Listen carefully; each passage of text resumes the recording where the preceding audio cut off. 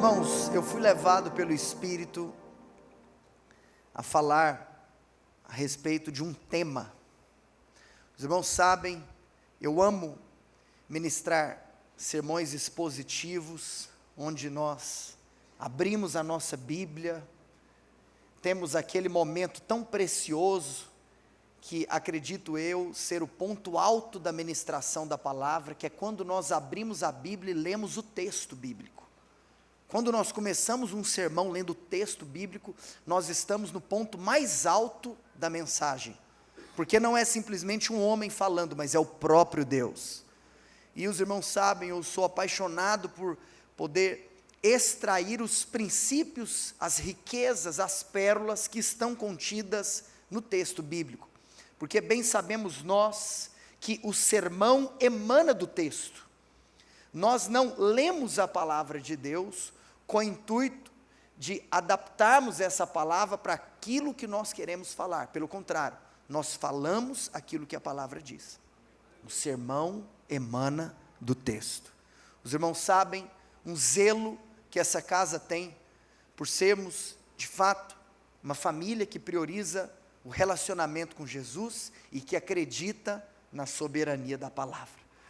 Mas eu fui impelido pelo Espírito para não trazer aqui um sermão expositivo, mas para trazer aqui um tema. E hoje eu gostaria de trabalhar com você a respeito da história da igreja. Eu acredito que nós precisamos voltar os nossos olhos para aquilo que nos fez chegar até aqui. Nós temos dito a respeito do quão profético acreditamos nós ser esses dias na igreja Emaús. Essa é a nossa última conferência nesse prédio. Eu já havia dito isso a vocês anteriormente. Pela graça de Deus, as inscrições se esgotaram em apenas 40 dias de início da possibilidade dos irmãos se inscreverem. Obviamente porque como nós já fazemos 2 cultos aqui, esse local não comporta toda a nossa igreja reunida. Por que eu estou dizendo isso? Por esse motivo, por saber que no ano que vem nós vamos ter que procurar um outro espaço para fazer a conferência, nós cremos que essa conferência, de fato, ela deveria carregar um marco profético, que finaliza até uma primeira estação, que talvez nós vivemos até aqui como igreja. E eu acredito que nós vamos entrar, a partir, por exemplo, do ano que vem, na nossa nova conferência, um novo local, e uma nova estação e uma nova atmosfera. Dentro desse contexto, eu não sei se os irmãos perceberam, mas ao longo desse mês, nós sutilmente começamos a liberar pérolas a respeito dessa temática nas nossas redes sociais, e o nosso vídeo de abertura também carregou essa temática. Quantos se lembram do vídeo de abertura? Porque essa fora a temática recebida por nós como direção do Espírito Santo, para que entendamos aquilo que nos fez chegar até aqui, e para que prossigamos com a mesma disposição daqueles que nos antecederam. Então, eu quero fazer algo um tanto quanto atípico. Hoje eu estou aqui para contar uma história. Então eu vou navegar em 2000 anos de história, obviamente, trazendo apenas algumas pinceladas em alguns momentos marcantes, mas que hoje nós tenhamos a humildade de aprender com a história, e para que também possamos ser revestidos hoje. Eu vou usar, obviamente, um termo apenas para ser didático, um batismo de responsabilidade. Eu acredito que Deus vai liberar algo aqui hoje, no final dessa reunião. Eu acredito em uma consciência de responsabilidade. Eu acredito em algo real, em algo único, em algo singular. Que todo oba-oba seja dissipado, que toda palha seja queimada, e que sobre aqui nessa noite apenas a realidade daquilo que significa darmos a nossa vida em favor do Evangelho. Bem sabemos nós que recordar é viver. E a história, ela pode ser a nossa coveira ou a nossa pedagoga. A história da igreja para nós será a coveira ou a pedagoga? Existe algo que eu sempre digo, talvez alguns já me ouviram dizer em reuniões de liderança ou até mesmo aqui no púlpito, porque é um princípio que eu creio, que quem não honra a história não é digno de escrevê-la.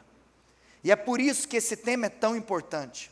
Os irmãos sabem, nós temos no Novo Testamento um livro reservado para a história da igreja, até porque esse livro narra o início da história cristã sobre a terra. Quão poderoso é saber que Cristo, Ele é o centro da palavra de Deus, e que após ser assunto aos céus, episódio este narrado no final dos evangelhos, narrado em Mateus capítulo 28, que talvez do final de todos os evangelhos é aquele mais conhecido, a grande comissão, versos 19, 20 e 21 de Mateus 28, Marcos 16, mas é interessante porque em Atos capítulo 1, nós também temos a ascensão de Cristo, e a igreja cristã começa nesse momento maravilhoso, onde Cristo é assunto aos céus, e os discípulos permanecem na terra.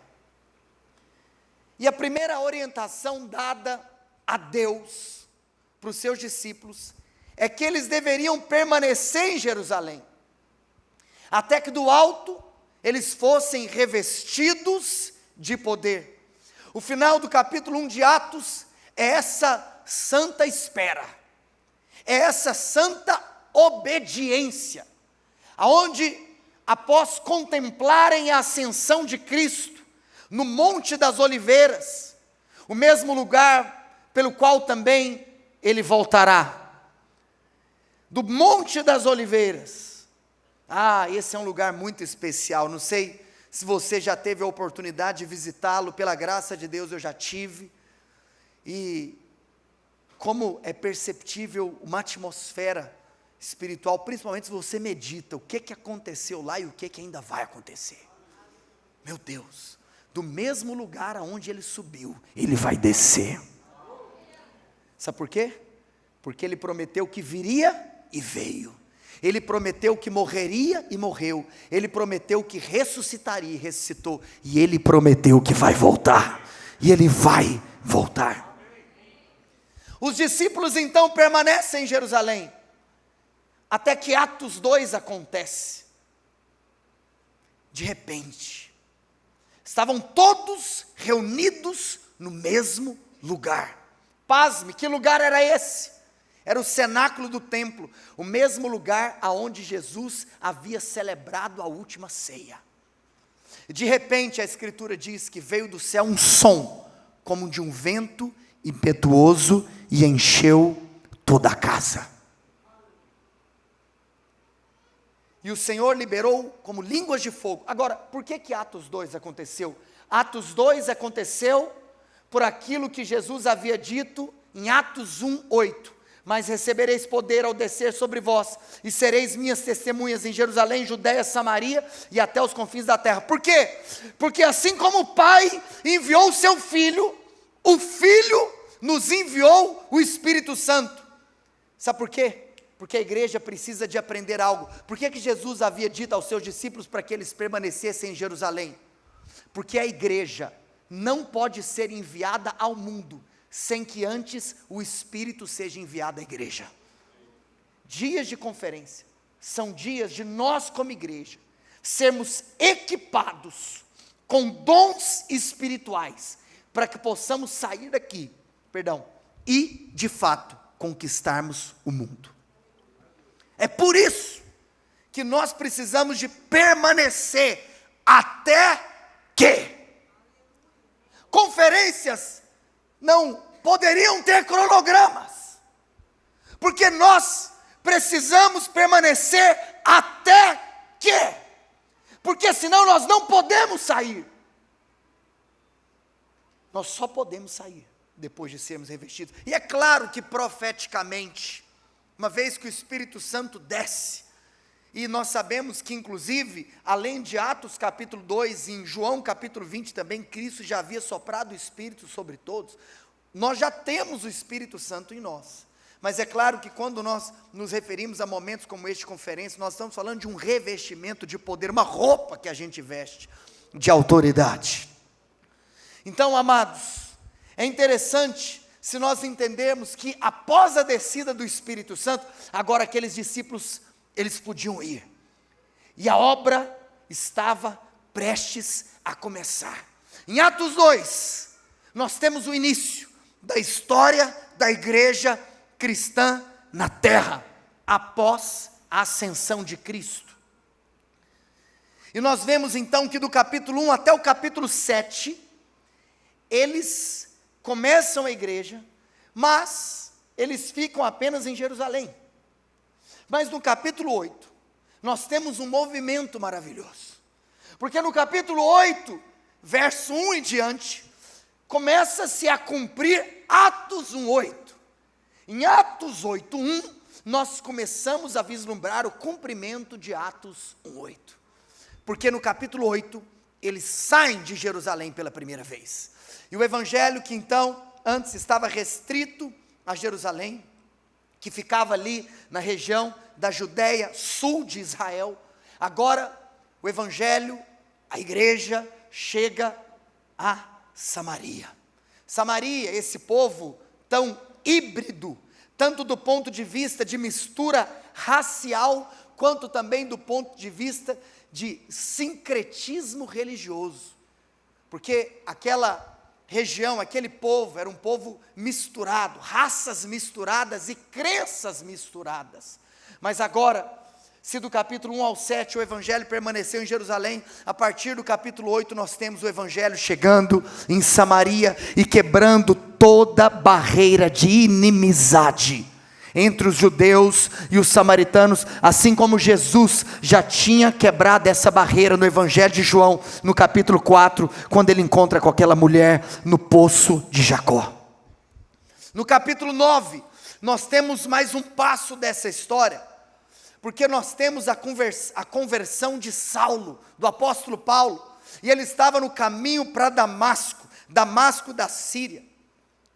Nós vemos então que agora o evangelho já está se expandindo para um outro lugar, e é interessante que depois no capítulo 10, o capítulo 10 tem a ver comigo e com você, porque o capítulo 10 é o nosso Pentecoste, o capítulo 10 é o Pentecoste dos gentios, porque no capítulo 10 a porta do evangelho foi aberta aos gentios, através da pregação do apóstolo Pedro para um homem chamado Cornélio.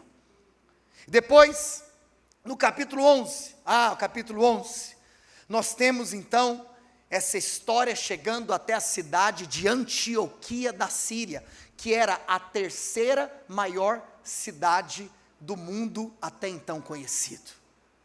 E nós sabemos que a partir da igreja de Antioquia, o apóstolo Paulo, juntamente com Barnabé, começam a edificar algo sólido e poderoso. E lá em Antioquia, pela primeira vez, nós fomos reconhecidos como pequenos cristos, cristãos.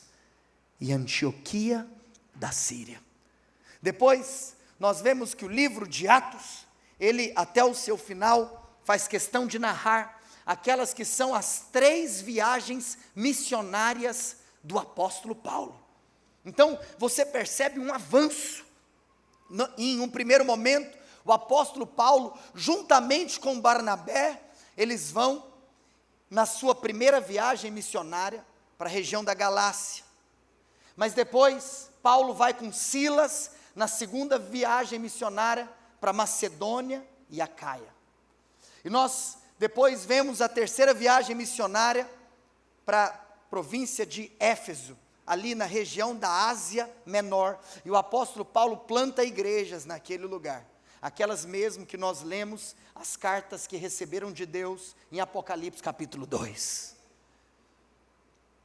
E depois, por fim, nós temos uma quarta e última viagem do apóstolo Paulo no livro de Atos, que é a viagem que Paulo faz a Roma. Mas você sabe, porque Paulo, ele havia sido então preso em Jerusalém, condenado em Cesareia, mas ele faz um pedido para ser julgado em Roma. E quando ele faz um pedido para ser julgado em Roma, então, o livro de Atos termina, entre aspas, com a viagem de Paulo até Roma, aonde ele fora preso. Bem sabemos nós que durante a sua trajetória de vida, Paulo foi preso em Roma 2 vezes. Estudamos a epístola de Paulo aos Filipenses, terminamos o estudo no início desse ano, e nós, inclusive na ocasião, mencionamos que Paulo havia escrito a carta aos Filipenses, na sua primeira vez, onde ele foi preso em Roma. Mas depois, por exemplo, reconhecemos que Paulo, ele é solto pela graça de Deus, mas ele acaba também sendo preso, aonde ele escreve depois a sua última de todas as epístolas, que é a segunda carta ao seu fiel discípulo Timóteo. E ele então é martirizado, e nós temos aparentemente o fim da história do livro de Atos, mas como todos nós sabemos, que Atos é conhecido como aquele livro que não tem fim, porque por mais que quando nós abrimos a nossa Bíblia, nós vemos 28 capítulos no livro de Atos, nós reconhecemos que aquilo que estamos vivendo hoje é o 29º capítulo dessa história. Nós estamos aqui dando continuidade a essa história que começou através daqueles que andaram diretamente com Jesus, através de Paulo e desses apóstolos que foram levantados por Deus ao longo da história da igreja. Quantos estão com fome de aprendizado aqui nessa noite? Mas depois eu quero te fazer uma pergunta: quem está com fome do fogo do Espírito Santo? Porque depois da palavra, tudo que Deus faz, Ele faz por meio da palavra e do Espírito. E depois da palavra, o mesmo Espírito que esteve sobre Pedro, o mesmo Espírito que esteve sobre Paulo, está sobre ti. E você se moverá em ousadia, em nome de Jesus. Ao fim do livro de Atos, nós estamos debaixo do governo do imperador Nero. O imperador Nero, que tantos males causou ao cristianismo, talvez um dos homens mais maléficos. Imperador Nero, certa vez, ele cometeu uma grande atrocidade. Ele teve uma ideia, e a ideia dele foi iluminar o jardim do seu palácio através de cristãos que seriam pendurados e queimados vivos. E quando ele olhou para aquela cena, vendo então cristãos pendurados e sendo queimados vivos, ele pega uma harpa e ele começa a tocar essa harpa, e ele diz: eu nunca vi cena mais bela do que essa. E nós sabemos, até porque em Atos capítulo 4, a perseguição já havia começado, quando Pedro e João foram para o Sinédrio responder por aquilo que tinha acontecido em Atos capítulo 3, que foi a pregação que nós ouvimos aqui ontem. A perseguição que começa em Atos capítulo 4, ela se desenrola. E você sabe que, por exemplo, eu citei esse episódio de Nero, mas muitos cristãos nos primeiros séculos foram mortos, foram açoitados, foram torturados, jogados às feras, em arenas, como o Coliseu, e tantos outros lugares aonde os cristãos estavam sendo símbolo de escárnio. Mas você sabe o que homens como Nero, dentre outros, não sabiam? Que por mais que os cristãos estavam sendo jogados às feras, cada gota de sangue de um cristão que era derramado, era um novo crente que nascia de novo na arquibancada. E a igreja avançou, mesmo em tempos de perseguição, porque a perseguição não parou a igreja. Bem sabemos nós que essa perseguição teve um fim, e o seu fim foi no ano 313, quando o imperador Constantino, através daquilo que ele libera, no que nós chamamos de Edito de Milão, ou alguns chamam de Édito de Milão, no Edito de Milão, Constantino, ano 313, ele faz cessar a perseguição ao cristianismo. E agora, o Império Romano adota o cristianismo como a sua religião oficial. Dentro desse contexto, bem poderíamos nós tecer dois comentários. O primeiro é que, por um lado, isso foi uma grande bênção, porque agora os cristãos não precisavam de se reunir escondidos. Eu não sei se você já teve a oportunidade de visitar em Roma, eu já tive, pela graça de Deus, as catacumbas de Roma, aonde cristãos, no tempo de perseguição, eles se reuniam em verdadeiros túneis subterrâneos. A história conta que, inclusive, alguns se mudaram para dentro dessas catacumbas, e depois que foram para lá, nunca mais viram a luz do dia. Existem ainda hoje em Roma catacumbas que você pode visitar, e algumas que ainda podem ser visitadas hoje, chegam a ter 15, 25 quilômetros de extensão subterrânea. Se você for a Roma, não deixe de visitar as catacumbas. Mas, como eu estou dizendo, por um lado, aquilo que acontece por intermédio do imperador Constantino foi uma grande bênção.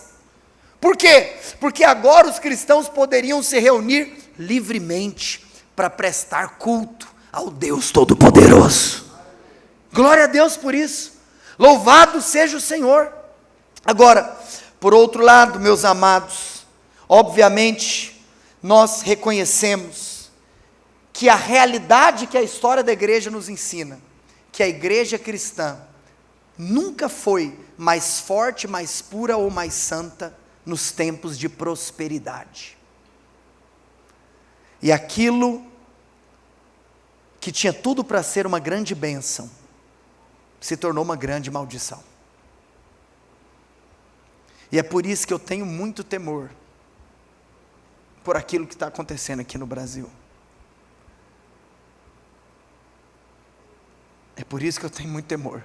Estava conversando com o pastor Mark ali da minha sala, e eu soltei essa palavra para ele: eu estou com muito temor.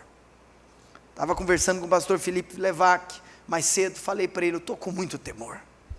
Eu acho que temor precisa ser uma palavra que tem que acometer o nosso coração, porque a história da igreja nos mostra que a igreja nunca foi mais pura, santa ou forte em tempos de prosperidade.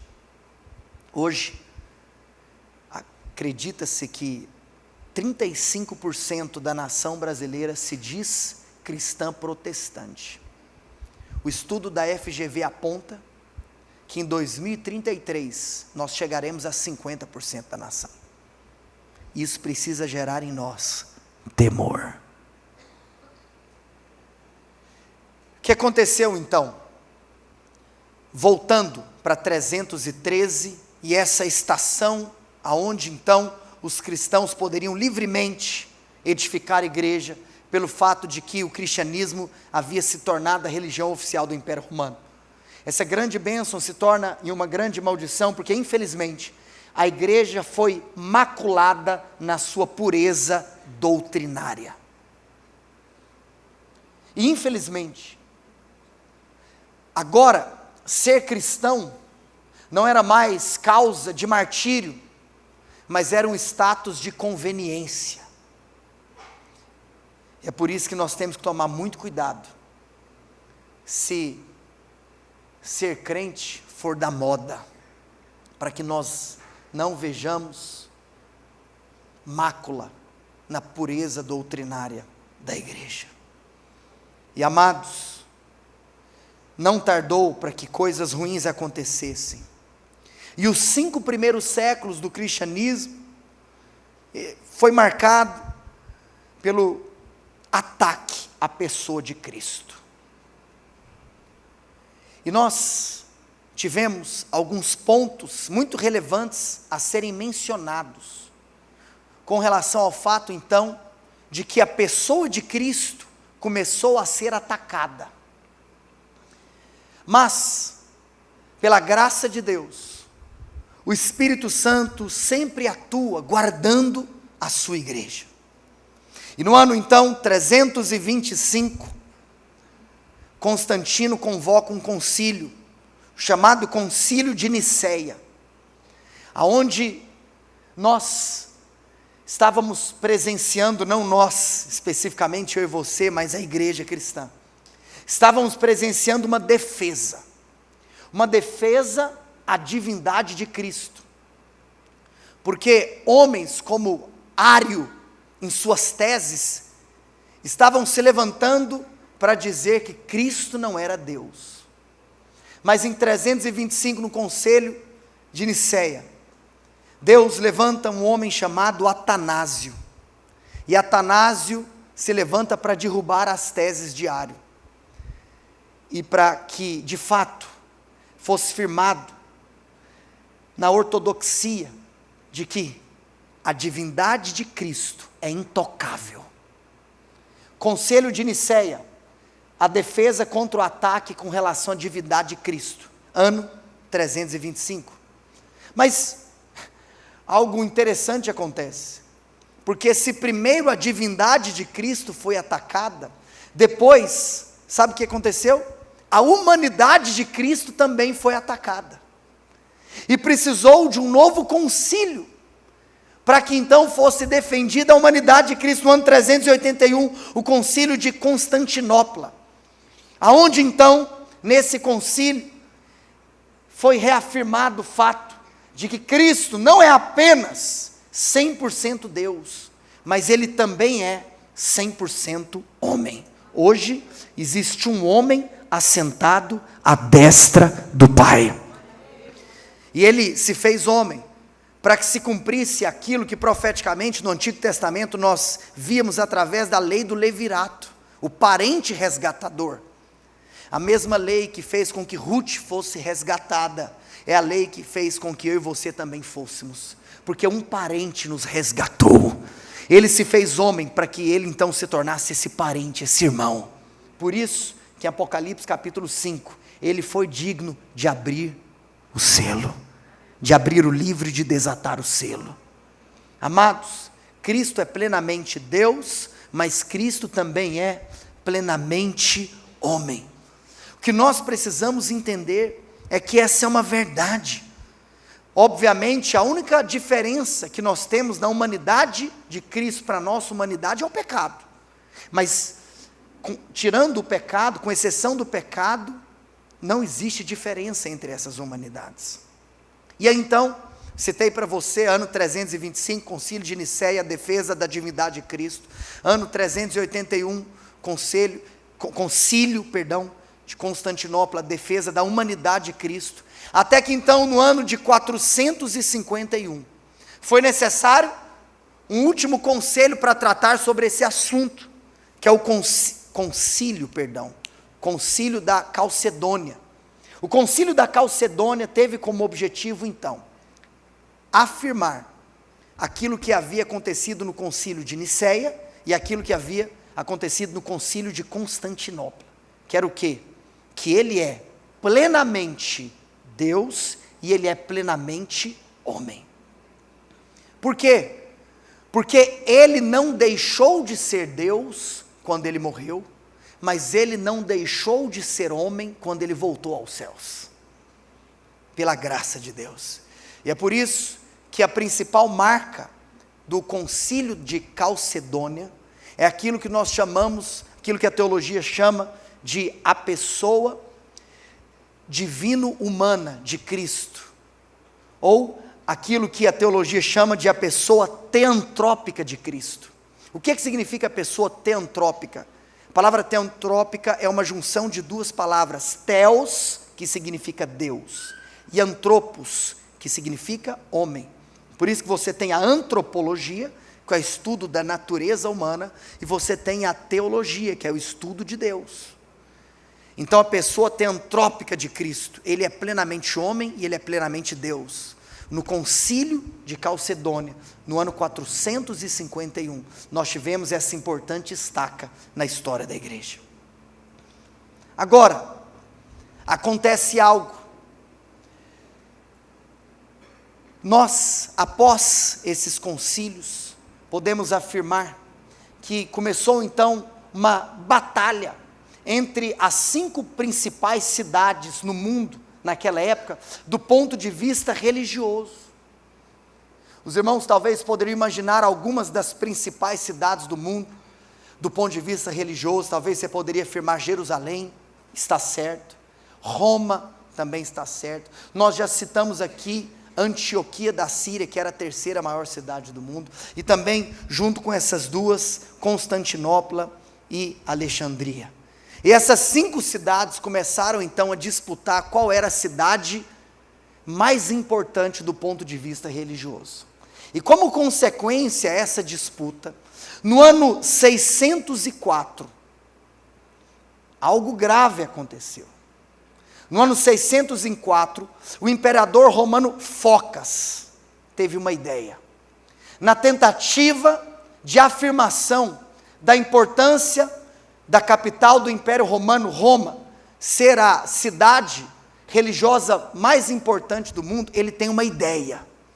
E ele faz um convite a um homem chamado Gregório I.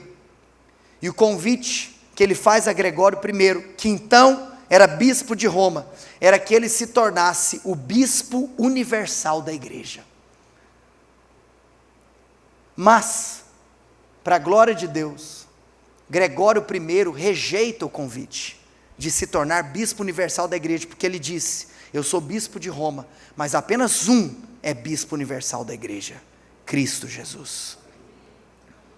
E ele então recusa o convite do imperador Focas. Mas 3 anos depois, no ano de 607, Gregório I recusa, mas no ano 607 o bispo de Roma, Bonifácio III, ele aceita o título de ser considerado o bispo universal da igreja. E aí então nós temos o início daquilo que nós chamamos de papado romano. No ano 607, por intermédio do imperador Focas, estabelecendo Bonifácio III como o primeiro bispo universal da igreja. E alguns ou alguém poderia nos perguntar, mas e essa história que dizem que Pedro foi o primeiro papa? Hoje eu estou aqui para te afirmar que Pedro não foi o primeiro papa. O primeiro papa estava aqui no ano de 607. Você sabe que não existem razões, nem bíblicas, nem históricas, para afirmar que Pedro foi bispo universal da igreja. Não existe razões.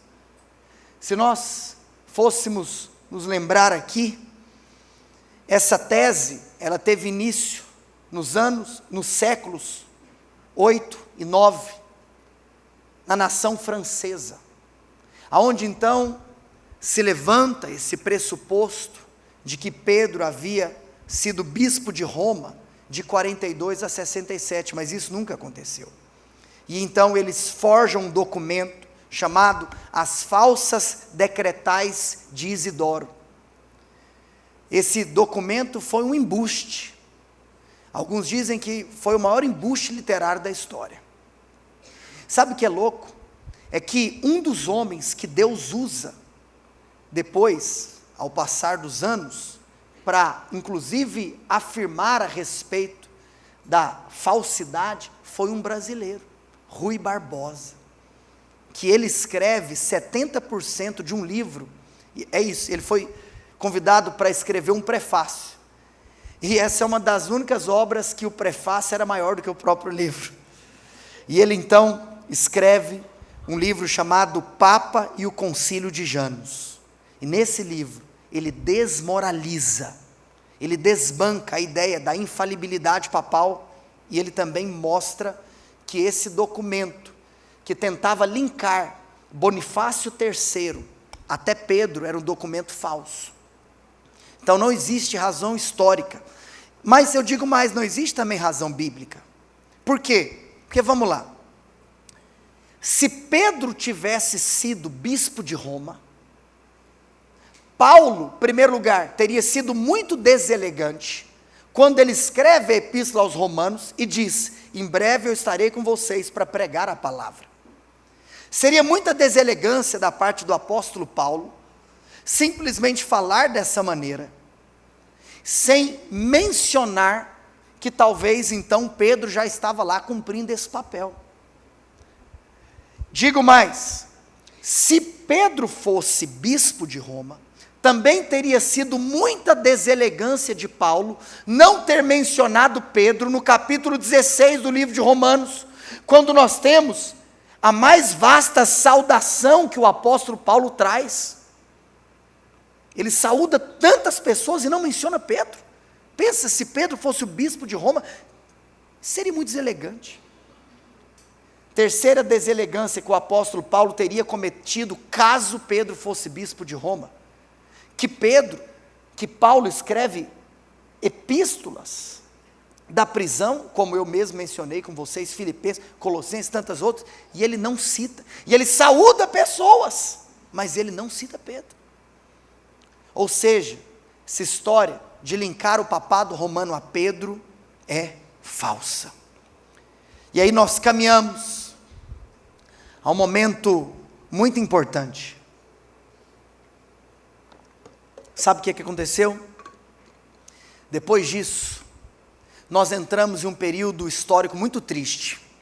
Do século V até o século XV, na então Idade Média, nós vimos essa Idade Média se tornar a Idade das Trevas. Nesse período também conhecido como escolástica. Muita coisa ruim começou a acontecer.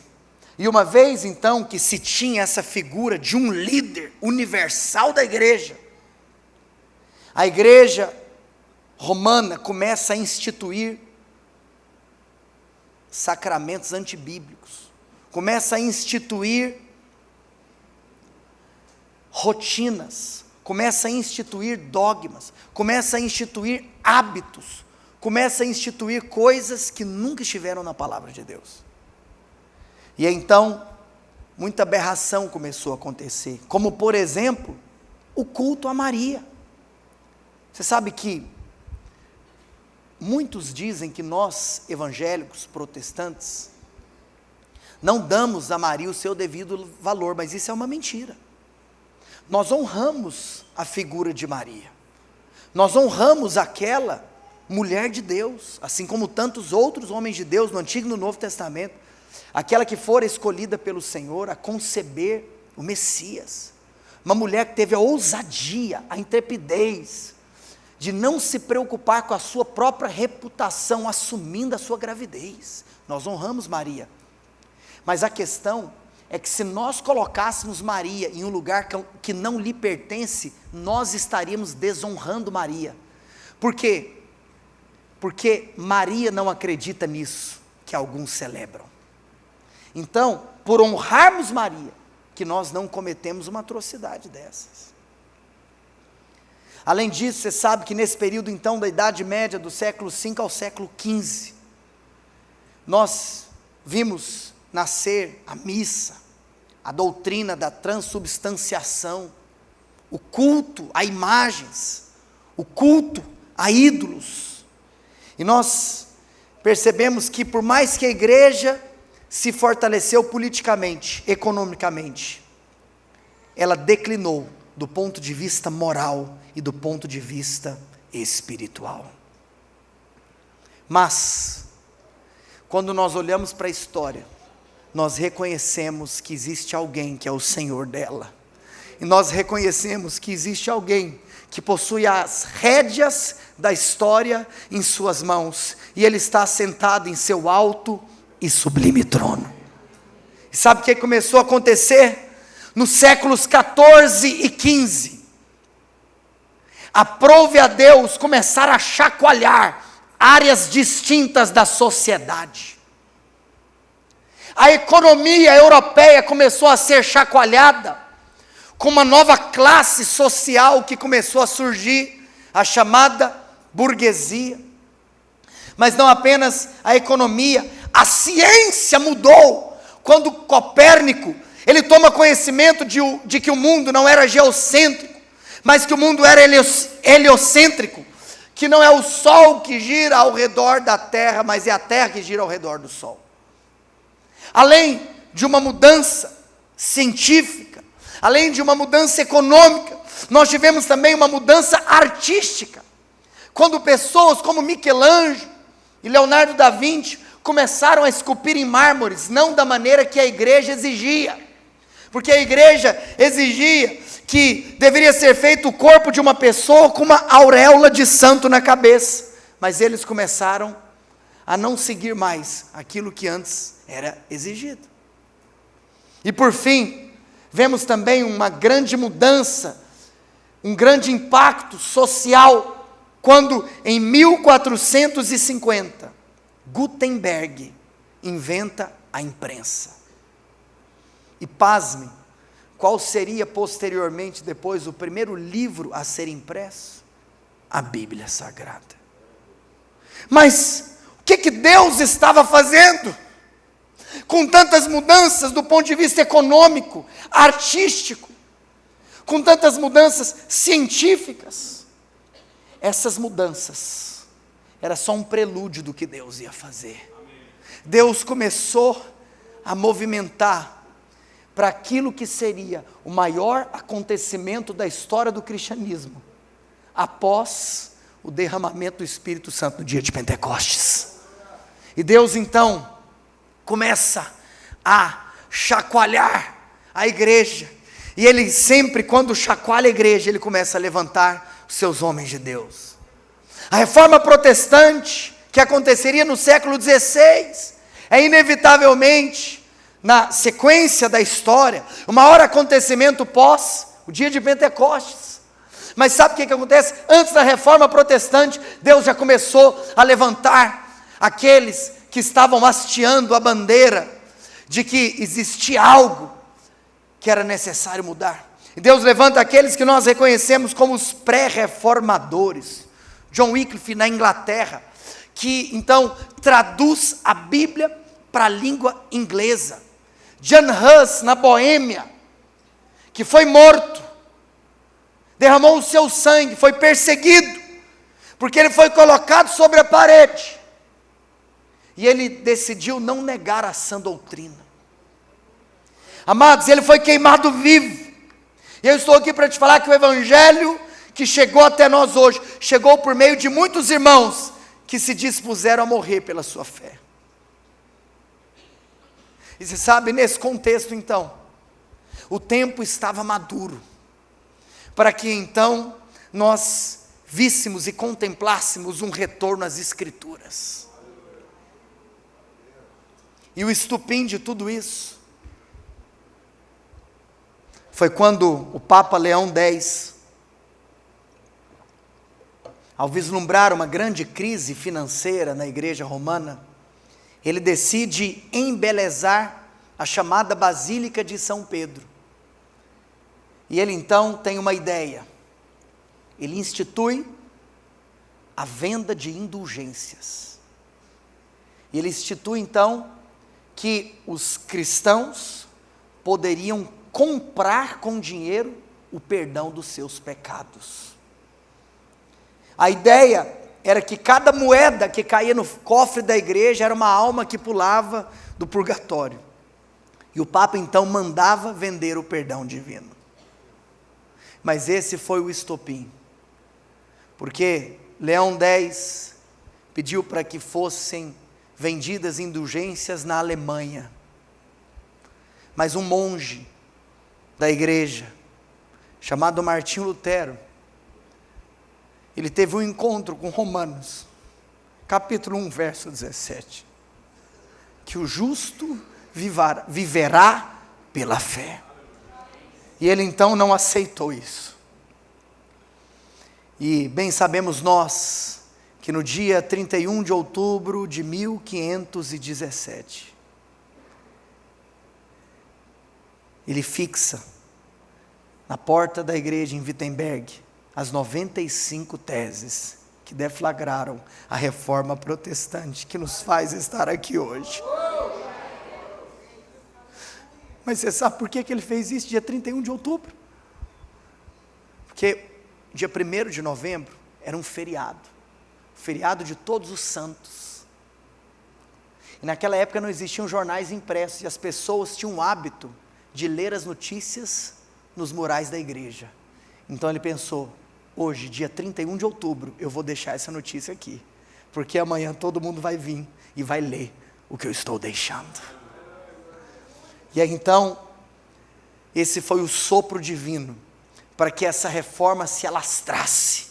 E obviamente, nós estamos aqui hoje, para nos relembrarmos, de quais são as principais bandeiras, que a reforma protestante nos traz.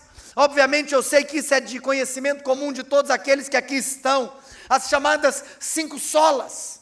A primeira sola escritura, somente a Bíblia.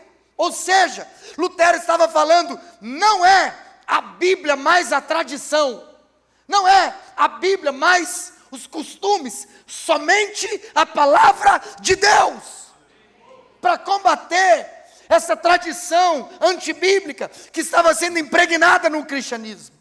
Mas além de defender a tese de sola escritura, nós vemos também a defesa de sola gratia, somente a graça. Não é a salvação mais obras, a salvação é mérito exclusivamente daquele que te amou e que te perdoou e que te limpou e que te purificou. Sola gratia, somente a graça. Além disso, em terceiro lugar, sola fide, somente a fé. No momento que você crê em Jesus, você recebe a vida eterna. Você não terá, você já tem. Você pode ter segurança na sua vida eterna. Não existe a chance de você estar salvo de manhã e estar perdido à noite. Não, meus irmãos. Como João diz, meus irmãos, estas coisas vos escrevo, para que saibais que tendes a vida eterna. A vós outros que o quê? Que credes em nome do Senhor Jesus Cristo. 1 João 5:13. Você tem a vida eterna somente pela fé, pela graça, mediante a fé. Somente as Escrituras, somente a graça, somente a fé, e depois, somente Cristo, solos Christus. Não é Cristo mais Maria, não é Cristo mais Pedro, não é Cristo mais Paulo, não é Cristo mais o meu bom comportamento. Ele é a única porta do céu, o único caminho para Deus. Não há outro nome pelo qual importa que sejamos salvos. Não é Cristo mais o seu líder, não é Cristo mais o seu pastor, é somente Cristo. Deposite a sua expectativa não em homens. A gente vive uma geração, tanta gente frustrada, é porque você está servindo a homens. Nós precisamos de purificar o ensino. Somente Cristo. Você está aqui por causa dele. Você está aqui por causa dele. Você não está aqui porque tem alguém te pedindo. E se está aqui porque alguém está te pedindo, então pode ir. Somente Cristo. E por fim, quinto lugar, só lhe deu glória. A glória é somente a Deus. Toda glória dada ao homem é vazia. Toda glória dada ao homem é idolatria. Toda glória dada ao homem é abominação aos olhos de Deus. Deus não divide a sua glória com ninguém. Deus é o único ser que trabalha para a sua própria glória e não é egoísta. Oh, meus irmãos. Obviamente nós reconhecemos que nesse período de reforma, Deus levanta tantos homens de Deus, talvez, obviamente um reformador, tantas vezes lembrado, mencionado, honrado, é João Calvino, francês, que chega em Genebra em 1536, um jovem brilhante com apenas 26 anos de idade, e ele escreve uma obra que para muitos ela é insuperável em termos de teologia, quando ele escreve as Institutas da Religião Cristã em 4 volumes. Creio em Deus Pai, creio em Deus Filho, creio no Espírito e eu creio na igreja. Você sabe que, por conta de tudo aquilo que Deus derramou na cidade de Genebra, através da vida de Calvino, existe uma expressão que muitos dizem a respeito daquilo que Genebra viveu nessa época, de que Genebra se tornou nesse tempo uma espécie de maquete do reino de Deus na terra. Você sabe que foi lá em Genebra, nesse movimento pós-reforma protestante, que nasce a academia, que nasce a democracia que nós temos hoje. Por quê? Porque aquele lugar começou a se tornar uma maquete do reino de Deus na terra.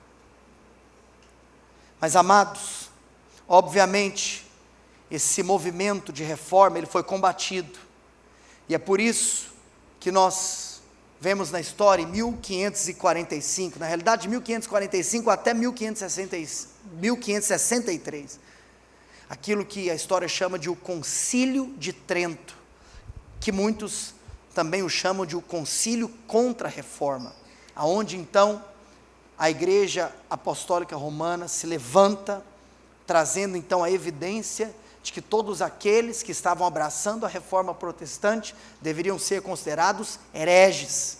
E foi nesse lugar que nós temos então o início de um tempo de muita perseguição.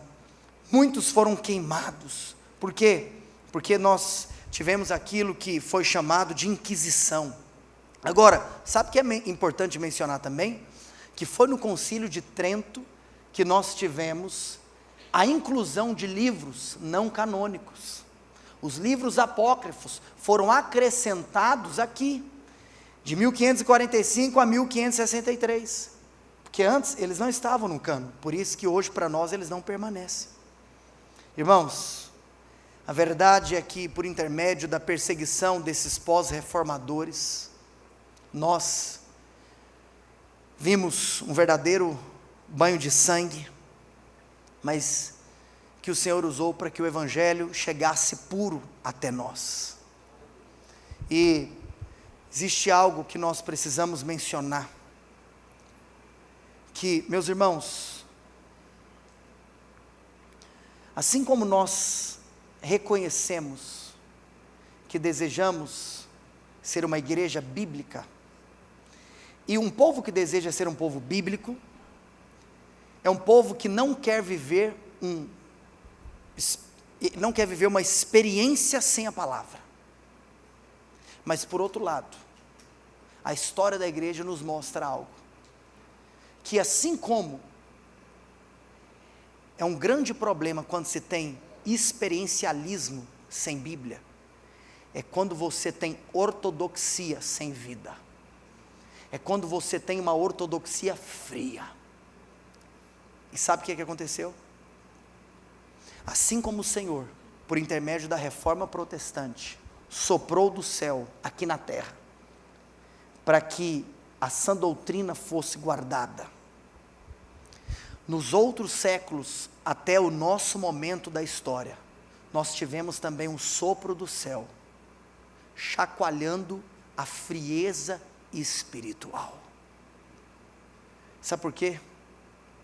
Porque nesse período pós-reforma, infelizmente, o time de adoração pode subir, nesse período pós-reforma, infelizmente, algumas igrejas começaram a ficar frias, alguns seminários começaram a ficar frios, e há quem diga que, por exemplo, nos séculos 16, 17, no século 18, o racionalismo entrou na teologia, o que causou também liberalismo.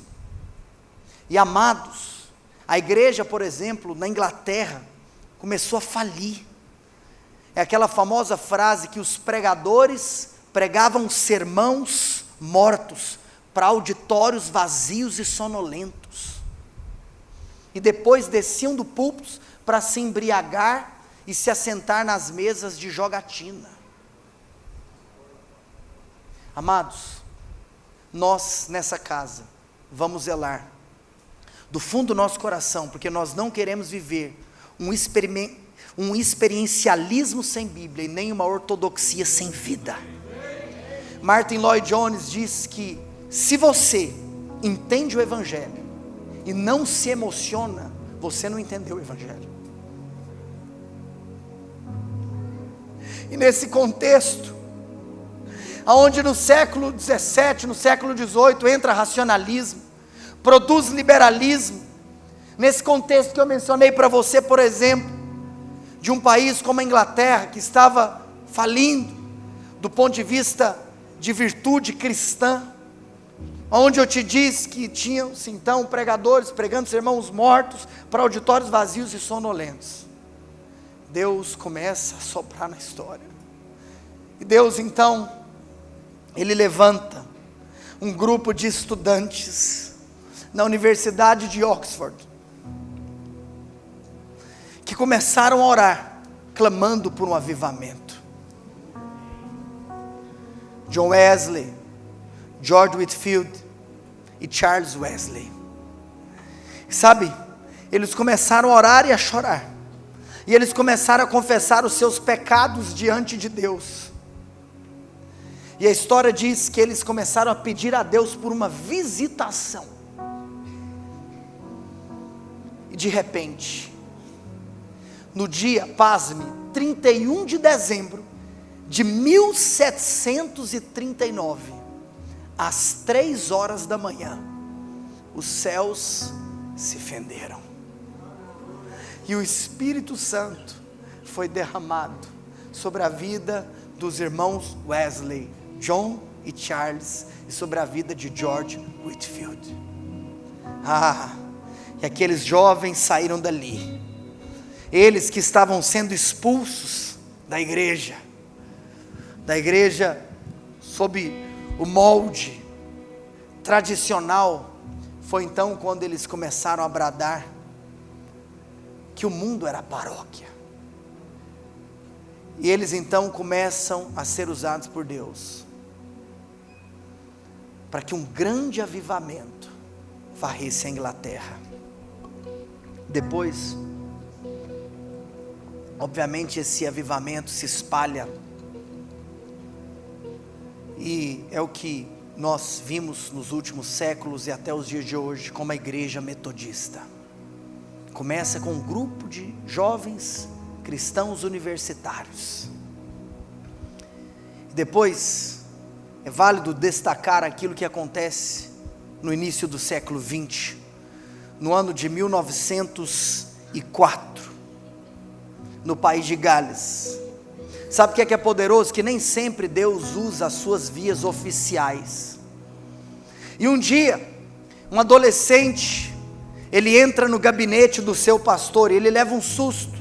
Seu pastor já tinha cabelos brancos, e ele vê o seu pastor ajoelhado, clamando: Senhor, dobre-me, dobre-me.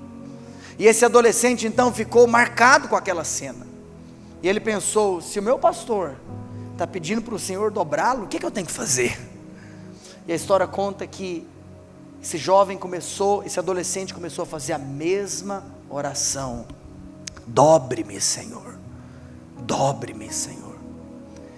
Esse adolescente depois, ele muda de cidade para estudar, e um dia, nessa outra cidade, ele estava em um culto de domingo, e nesse culto, depois que o pastor estava pregando nessa igreja, ele sentiu algo muito forte no seu coração, o seu coração começou a se agitar, e ele procura o pastor para conversar no final do culto. E ele disse: pastor, Deus está me mandando voltar para a minha cidade e começar uma reunião de oração. E eu não sei se isso é da minha cabeça, eu sou jovem, pode ser que é só maluquice minha. Mas o pastor dele virou para ele e falou assim: olha, o diabo não manda ninguém orar. Então, se talvez você está ouvindo isso, é o próprio Deus. Então, meu conselho para você é: volte para a sua cidade e comece essa reunião de oração. E nesse momento, sabe o que acontece? Aquele jovem, ele volta para a sua cidade. E ele então, em primeiro lugar, segunda-feira, ele chama os seus amigos, ele chama os jovens daquela igreja. E eles fazem uma reunião das 7 da noite até as 10:30 da noite, clamando a Deus para que Deus trouxesse um avivamento. Mas sabe o que eles se surpreenderam? Que o fato deles terem se reunido na segunda-feira fez com que na terça-feira eles desejassem mais, clamar mais. E se na segunda-feira apenas os jovens estiveram lá, na terça-feira o restante da igreja foi lá também. A reunião de segunda, só jovem. A reunião de terça, a igreja inteira. Sabe o que aconteceu no final da semana? Quando foi quarta-feira, não tinha só a igreja. Na mesma semana, quarta-feira, já tinha uma multidão inteira que estava lá clamando com eles por avivamento.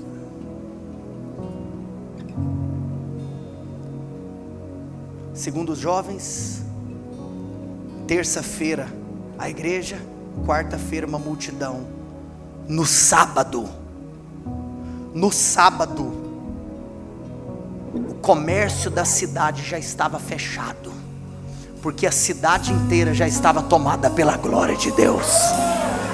E aí então, nessa semana, nós tivemos o início do avivamento que invadiu o país de Gales. E a história registra que nos 6 meses seguintes a essa reunião que começa com esse jovem juntamente com seus amigos clamando por avivamento, 6 meses depois 100.000 pessoas haviam se convertido no país de Gales. A história conta que as cadeias ficaram vazias, que os prostíbulos e bares fecharam as suas portas e as igrejas estavam cheias. E o mesmo Espírito que incendiou Gales em 1904, em 1906, incendiou o coração de um pastor afro-americano, um homem em Los Angeles chamado William Seymour.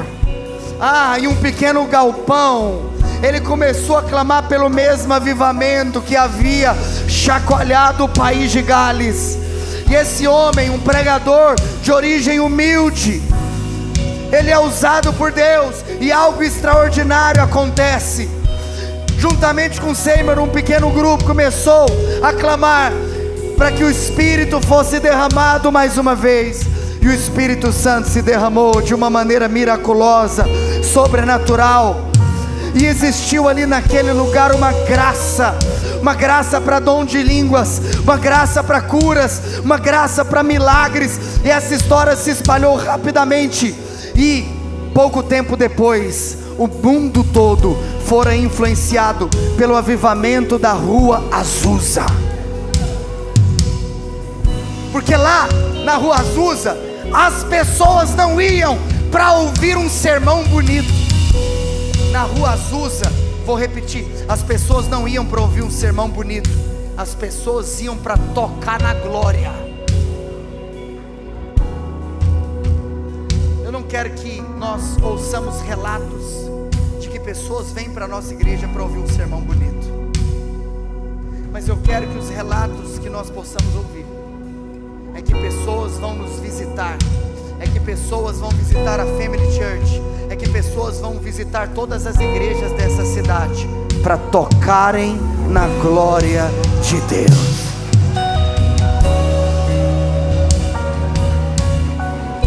Por 3 anos aquele pequeno galpão foi o epicentro de um movimento que transformou vidas e se espalhou por nações. Esse movimento ficou conhecido como pentecostalismo, porque trazia de volta a ênfase às manifestações espirituais, como em Atos capítulo 2, oração em línguas e fluir dos dons. Líderes e missionários saíram da Rua Azusa cheios do Espírito, levando fogo do avivamento para os seus países de origem. Barreiras raciais foram quebradas, pessoas de todas as raças, idades, origens sociais se reuniram para buscar a Deus. E desse avivamento nasceram igrejas como aquela que nós podemos afirmar que é a igreja que mais influenciou a nação brasileira, a Assembleia de Deus. A terra foi inundada por essa nova onda do Espírito durante o século passado.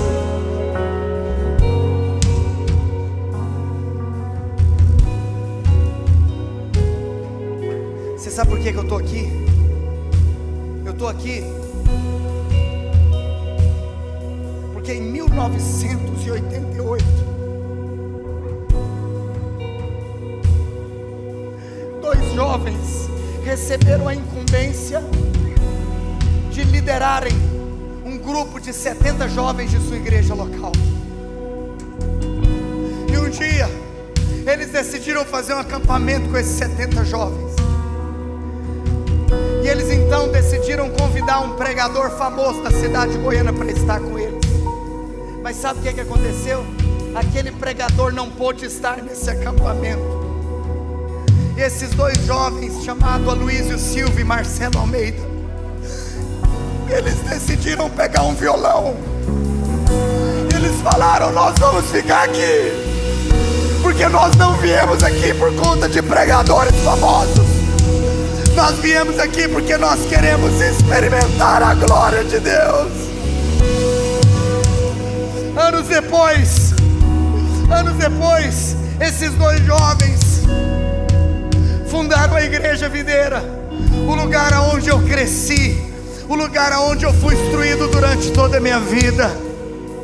Essa igreja hoje está espalhada em mais de 30 nações, com quase 1000 igrejas, pregando o Evangelho do Senhor Jesus Cristo. Você sabe por que nós estamos aqui? Porque outros vieram antes de nós. A cidade de Goiânia já foi berço, já foi palco de grandes avivamentos. Não só em Goiânia, mas hoje nós vemos grandes igrejas sendo espalhadas no Brasil, por intermédio de movimentos que o Senhor tem feito nascer. Eu falei da década de 80, nos inícios, nos anos 2000, especificamente no ano de 2008, um jovem pastor chamado Teófilo Hayashi, ele tem no seu coração desejo de começar um trabalho em universidades, para que as universidades não se tornassem mais cemitério de crentes, mas que as universidades se tornassem celeiros de profetas. Nasce o movimento Dunamis na nação brasileira, e esse movimento começa a se espalhar por campos universitários da cidade de São Paulo, do estado de São Paulo, da região sudeste do país e de toda a nação brasileira. E nós vimos tantas igrejas nascendo, tantos movimentos nascendo. Existe uma nova onda do Espírito. Você sabe, hoje eu disse para o pastor Mark que eu fiquei constrangido com a presença dele aqui nos visitando. É interessante porque a igreja pastoreada por ele tem basicamente a mesma idade da igreja que nós estamos edificando. Eu vejo sobre a cidade de Goiânia que Deus está levantando uma nova onda sobre a cidade de Goiânia. Ontem à noite o pastor Felipe Vilela estava aqui também nos visitando, nos prestigiando. A igreja do pastor Felipe Vilela tem exatamente a mesma idade da igreja Emaús, exatamente a mesma idade da Family Church. Você sabe por quê? Sabe por que tem uma nova onda? Sabe por que tem igrejas nascendo? Porque Deus quer fazer de novo. Deus quer fazer de novo. Nós honramos a Deus por aquilo que Ele fez na cidade de Goiânia, por intermédio do bispo Ides, por intermédio do apóstolo César Augusto, por intermédio do bispo Robson Rodovalho, por intermédio do pastor Aloysio, por intermédio de tantos homens e mulheres de Deus que choraram por essa cidade. Mas agora eu tenho uma notícia para te dar. Nós não podemos mais ficar apenas escorados na história, mas nós precisamos de começar a nos levantar, entendendo a responsabilidade que está diante das nossas mãos. Assim como um dia o Senhor soprou no movimento de comunidades nessa cidade, movimento esse que se espalhou por toda a nação brasileira, com ênfase em milagres, em curas, em adoração. Eu profetizo, Deus vai levantar de novo novos adoradores na cidade de Goiânia, que se espalharão por toda a nação brasileira. Por isso, igreja Emaús, na finalização desse dia, eu quero convidar você a receber um batismo de